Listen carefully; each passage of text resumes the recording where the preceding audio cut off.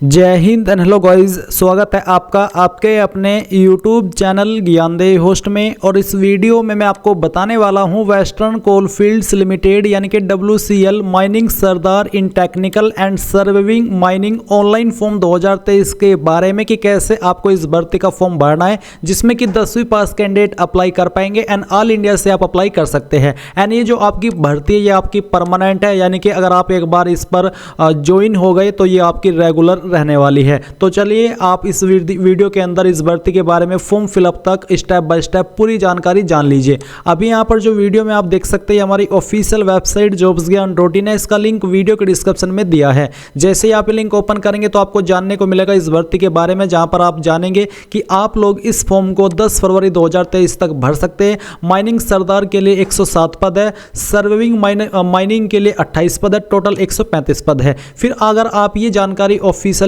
Notification से देखना चाहते हैं तो आप ऑफिशियल नोटिफिकेशन PDF इसके ऊपर क्लिक करेंगे। ये आपकी WCL की ऑफिशियल वेबसाइट है, आप इस ऑफिशियल वेबसाइट पर भी इस नोटिफिकेशन को देख सकते हैं। तो ये नोटिफिकेशन आपका यहाँ पर आ जाएगा, जहाँ पर आपको जानने को मिलेगा कि माइनिंग सरदार पर अप्लाई करने के लिए 10वीं पास की योग्यता, साथ ही वैलिड माइनिंग सरदार सर्टिफिकेट मांगा है। अगर आपके पास ये नहीं है तो फिर यहाँ पर आपको अगला विकल्प दिया है डिप्लोमा इन माइनिंग इंजीनियरिंग, और साथ ही वैलिड ओवरमैन सर्टिफिकेट, और इसके साथ ही वैलिड गैस टेस्टिंग सर्टिफिकेट, और फिर वैलिड फर्स्ट एड सर्टिफिकेट आपके पास रहना चाहिए। या तो आपके पास ये फर्स्ट AB वाली क्वालिफिकेशन हो, या फिर आपके पास ये नीचे चारों क्वालिफिकेशन होनी चाहिए। इसके बाद में यहाँ पर सर्विंग माइनिंग पर अप्लाई करने के लिए सर्वेवर पर वो जो क्वालिफिकेशन चाहिए वो भी बेसिकली 10वीं है, और सर्टिफिकेट मांगा है सर्वेवर के अंदर, या फिर डिप्लोमा इन माइनिंग और certificate competency issued by DGMS। तो आपने यहां पर जाना। इसके बाद में यहां पर जो आपकी एप्लीकेशन फीस है, क्या फीस आपको पे करनी है वो आप जानेंगे, बट उसके पहले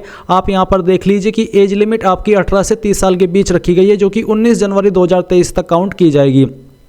इसके अलावा जो मैंने फीस के बारे में आपको जानकारी बताई वो जानकारी आप ऑफिशियली देख लीजिए। अनरिजर्व्ड यानी कि जनरल, OBC और EWS को अप्लाई करने के लिए 1180 रुपये फीस पे करनी है, जो कि आप डिमांड ड्राफ्ट के माध्यम से कर पाएंगे। एंड SC ST और जो डिपार्टमेंटल कैंडिडेट है इनके लिए कोई फीस नहीं है। अब हम बात करते हैं कि कैसे आपको फॉर्म भरना है। अब आपको मालूम हो चुका होगा कि आप इसमें एलिजिबल है या फिर नहीं है, तो कैसे अप्लाई करना है ये जो मैंने आपको यहाँ पर हमारी वेबसाइट का लिंक इस वीडियो के डिस्क्रिप्शन में दिया है, ये आपको ओपन करके अप्लाई ऑनलाइन लिंक ओपन कर लेना है। फिर आपके सामने कुछ ऐसा इंटरफेस आ जाएगा। अब यहाँ पर आने के बाद आप न्यू रजिस्ट्रेशन के ऊपर क्लिक करेंगे। इस पर क्लिक करने के बाद में यहाँ पर आपको कुछ जानकारी फिल करनी है, जैसे कि पोस्ट अप्लाइंग फॉर, कौन सी पोस्ट पर आप अप्लाई कर रहे हैं वो ये आप सिलेक्ट कर लीजिए। कैटेगरी आपकी यहाँ पर कौन सी है, एक्स सर्विसमैन, नन या फिर PWD। अगर आप फ्रेशर है, सिंपल है, तो आप नन के ऊपर क्लिक कर दीजिए। इसके बाद में यहाँ पर आता है कि कास्ट, तो आपकी जो भी कास्ट कैटेगरी है वो आप यहाँ पर सिलेक्ट कर लीजिए। अदर कैटेगरी जैसे कि CIL employee, Jammu and Kashmir domicile, अगर आपकी इनमें से कोई कैटेगरी नहीं है तो आप नन के ऊपर क्लिक कर देंगे। इसके बाद जो आपकी डेट ऑफ बर्थ है वो आप यहाँ पर सेलेक्ट करेंगे। पहले आपका जो भी ईयर है वो ईयर आपको सेलेक्ट करना है, फिर यहाँ से आपको आपका जो मंथ है वो सेलेक्ट करना है, एंड देन डे, तो आपकी डेट ऑफ बर्थ आ जाएगी। मोबाइल नंबर आप यहाँ पर अपना एंटर करेंगे, अपनी ईमेल ID एंटर करेंगे। डिमांड ड्राफ्ट नंबर, अगर आप इस फॉर्म को जनरल OBC से भर रहे हैं तो आप यहाँ पर आपकी एप्लीकेशन फीस जमा करके जो आपको डिमांड ड्राफ्ट नंबर मिला है वो आप यहाँ पर लिखेंगे।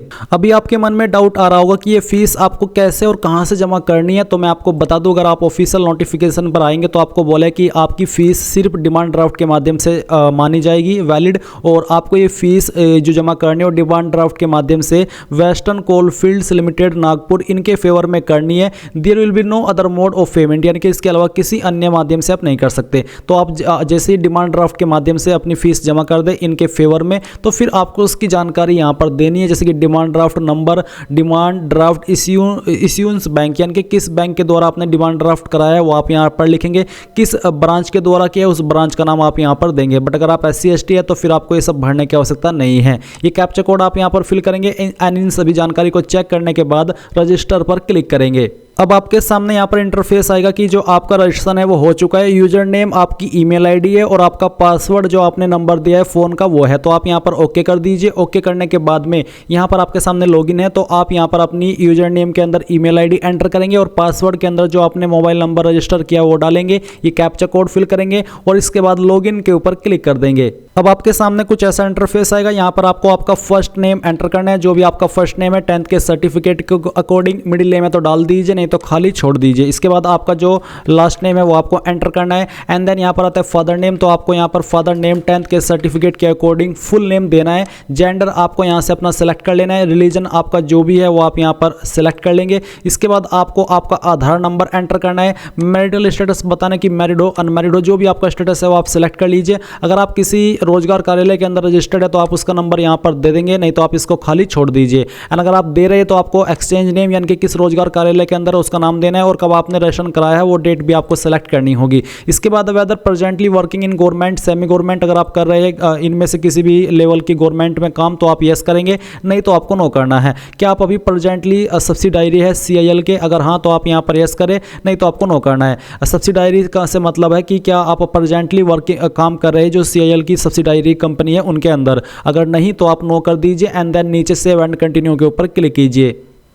अब यहाँ पर आपके सामने आता है एड्रेस का सेक्शन, तो जो आपका परमानेंट एड्रेस है पहले आपको वो भरना है, जैसे कि हाउस नंबर जो भी है वो आप यहाँ पर लिख दीजिए। अगर हाउस नंबर नहीं है तो आप यहाँ पर आपके फादर का नाम एंटर कर देंगे। विलेज टाउन जो भी है वो आप यहाँ पर लिखेंगे। पोस्ट आपका जो भी है उस पोस्ट का नाम आपको यहाँ पर एंटर कर देना है। इसके बाद जो आपका पिन कोड है वो आप यहाँ पर एंटर करेंगे। स्टेट यहाँ से आप अपनी सेलेक्ट कर लेंगे, जो भी आपकी स्टेट है उस स्टेट के अंदर कौन सी डिस्ट्रिक्ट है वो डिस्ट्रिक्ट आपको सेलेक्ट कर लेनी है। नीचे आता है आपका कोरस्पोंडेंस यानी कि प्रेजेंट एड्रेस, तो आप ये यहाँ पर अगर आपका परमानेंट और प्रेजेंट एड्रेस एक ही है तो जो एड्रेस ऊपर भरा है वही एड्रेस आप यहां पर भर दीजिए, अगर अलग है तो अलग से भर दीजिएगा। इसके बाद आप यहां पर सेव एंड कंटिन्यू के ऊपर क्लिक करेंगे। अब आपके सामने आती है एजुकेशन डिटेल, तो आपको सबसे पहले यहां पर क्लिक है to add new education detail, इसके ऊपर क्लिक करना है। फिर आपको बताना है कि आपके पास कौन सी क्वालिफिकेशन है वो आप सिलेक्ट करेंगे। इसके बाद आप यहां पर बताएंगे कि आपने किस बोर्ड के द्वारा आपकी ये जो क्वालिफिकेशन है वो कंप्लीट की है। एंड यहाँ पर आपको ड्यूरेशन के अंदर 1 ईयर लिखना है, क्योंकि ये 1 ईयर में काउंट होती है। पासिंग डेट कब आपने आपकी 10वीं पास कर ली थी वो डेट मंथ ईयर आप यहां पर सेलेक्ट करेंगे। पहले आप यहां पर आपका ईयर और इसके बाद में आप यहां पर मंथ और फिर यहां से डे। इसके बाद में यहां पर आता है मैक्सिमम मार्क्स, तो मैक्सिमम मार्क्स कितने थे? मेरे यूपी बोर्ड में 600 थे और उसमें से जो नंबर आपको आए थे वो आप यहां पर लिखेंगे। अगर आपके नंबर CGPA के अंदर थे तो आप उनको मार्क्स के अंदर कन्वर्ट करके यहां पर दे देंगे। अब आपको यहां पर जो आपका सर्टिफिकेट है या आपकी जो मार्कशीट है 10th की वो आप अपलोड करेंगे। चूज फाइल के ऊपर क्लिक करें, जहां पर भी आपकी मार्कशीट है वो सिलेक्ट करें। इसका फॉर्मेट PDF का रखा है एंड यहां पर आप ओपन करें। ओपन करने के बाद आप यहां पर ऐड सेव के ऊपर क्लिक करेंगे। अब आप यहां पर देखेंगे कि ये जानकारी आपकी यहां पर सेव हो चुकी है, जो कि आपने यहां पर देखी। अब यहां पर अगर आप 12वीं की जानकारी देना चाहते हैं, आप 12वीं भी है तो आप यहां पर इसके ऊपर फिर से क्लिक करें ऐड न्यू क्वालिफिकेशन पर, और फिर यहां पर 12th सेलेक्ट कर ले। अगर आपके पास डिप्लोमा है तो आप डिप्लोमा सेलेक्ट करें। जो भी बेसिकली आपके पास इनमें से क्वालिफिकेशन है वही आप सेलेक्ट कर लीजिए। फिर आपको यहां पर यूनिवर्सिटी के अंदर आपको बताना कि किस यूनिवर्सिटी या फिर किस इंस्टीट्यूट से आपने आपकी क्वालिफिकेशन की है, कितने साल का आपका कोर्स था वो आप यहां पर लिखेंगे। कब आपने कोर्स पास कर लिया था वो आप यहां पर सेलेक्ट कर लेंगे। जो भी आपकी डेट है वो आपको इस तरह से सेलेक्ट कर लेनी है। एंड यहाँ पर आपको जो आपके टोटल मार्क्स है वो देने हैं, कितने नंबर आपको उसमें से आए थे वो आप लिखेंगे। आपकी यहाँ पर जो सर्टिफिकेट की फाइल है, अगर आपकी मार्कशीट है तो आप उनको एक ही PDF के फाइल में बना करके सभी मार्कशीट और सर्टिफिकेट यहाँ पर अपलोड कर देंगे। एंड देन आप सेव के ऊपर क्लिक करेंगे। अब आप यहां पर देखेंगे कि ये जानकारी आपकी सेव हो चुकी है। अगर आप कोई अन्य क्वालिफिकेशन भी देना चाहते तो आप यहां पर क्लिक करके आपकी क्वालिफिकेशन को सिलेक्ट करके बाकी की जानकारी ऐसे ही भर दीजिए जैसे कि अभी आपने ये 10th 12th की भरी है।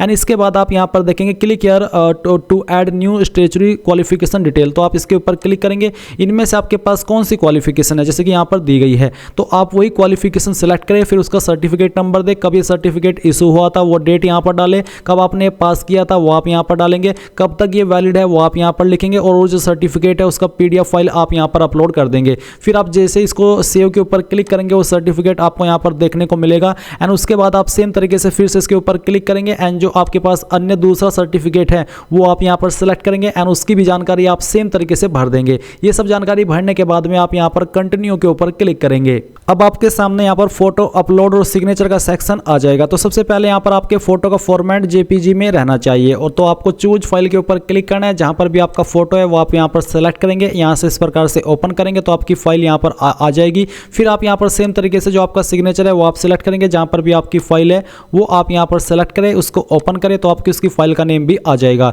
एंड देन आता है upload caste EWS eligibility certificate. अगर आप SC ST या फिर EWS कैटेगरी कैंडिडेट है तो वो सर्टिफिकेट आपको PDF के फॉर्मेट में अपलोड करना है। एंड यहाँ पर डेट ऑफ बर्थ के प्रूफ के रूप में आपको 10th का सर्टिफिकेट अपलोड करना है जिसका फॉर्मेट PDF का होना चाहिए। ये दोनों सर्टिफिकेट जैसे ही आप यहाँ पर सेलेक्ट सेलेक्ट कर ले तो आपको फिर से सेव एंड कंटिन्यू के ऊपर क्लिक करना है। अब गाइज यहाँ पर आप देखेंगे कि आपके सामने आपके फॉर्म का प्रीव्यू आ चुका है, यानी कि जितनी भी जानकारी आपने अभी तक भरी है इन सभी को आप यहाँ पर वेरीफाई कर सकते हैं। तो आप सभी जानकारी वेरीफाई करते हुए आएंगे और फिर अगर आप कोई जानकारी एडिट करना चाहते तो एडिट के ऊपर क्लिक करके कर लीजिए, नहीं तो आई एक्सेप्ट फाइनल सबमिट इसके ऊपर क्लिक करके आप देखेंगे एप्लीकेशन सबमिटेड, आप यहाँ पर ओके करें। ओके करने के बाद में यहाँ पर गाइज जो आपका फॉर्म है सबमिट हो चुका है। आप यहाँ पर क्लिक है टू डाउनलोड एप्लीकेशन, इसके ऊपर क्लिक करके इसको डाउनलोड कर लीजिए। अभी गाइज ये आपका एप्लीकेशन फॉर्म कंप्लीटली सबमिट नहीं हुआ है, वो क्यों मैं आपको बताता हूँ। ये जो आपका यहाँ पर एप्लीकेशन फॉर्म आया है ये आपको प्रिंट आउट कर लेना है, यानी कि आपको इसको डाउनलोड करके प्रिंट निकलवा लेना है। 2-3 फोटोकॉपी, एक अपने पास में रखनी है और एक आपको भेजनी है। कैसे और कहाँ पर तो वो आप जान लीजिए। अभी आप यहाँ पर जो वीडियो में देख सकते हैं ये आपका अप्लाई का प्रोसेस WCL के द्वारा बताया है। तो आप यहाँ पर जानेंगे कि जो आपने फॉर्म भरा, ये फॉर्म भरने के बाद में जो आपकी हार्ड कॉपी है या फिर प्रिंट कॉपी है ये आपको ले लेनी है और लेने के बाद में आपको इसको ओरिजिनल डिमांड ड्राफ्ट के साथ में, यानी कि जो आपने फीस जमा की है, अगर आप जनरल OBC EWS कैंडिडेट है तो, अगर आप SC ST है तो फिर आपको इसकी आवश्यकता नहीं पड़ेगी। और ये आपको स्पीड पोस्ट के माध्यम से इस एड्रेस के ऊपर जो कि general manager P/IR industrial relation department coal estate civil lines Nagpur, इस एड्रेस के ऊपर सेंड करनी है। साथ में आपको बोला कि downloaded application form duly signed in original in which a self attested latest passport size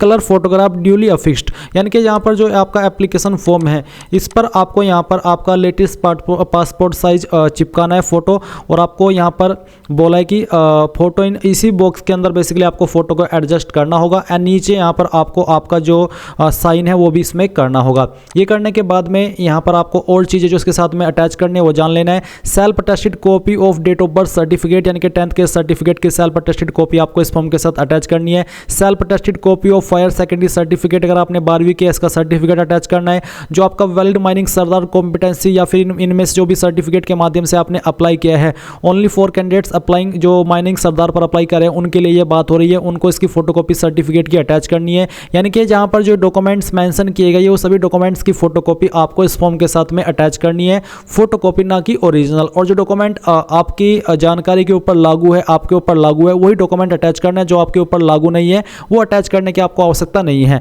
and इसको जो वहाँ पर भेजने की लास्ट डेट आपको दी गई है वो 20 फरवरी 2023 शाम 5 बजे तक दी गई है। एंड फॉर्म सबमिट करने की डेट आपके पास सिर्फ 10 फरवरी 2023 है। 10 दिन आपको एक्स्ट्रा आपकी हार्ड कॉपी को सेंड करने के लिए दिए गए हैं।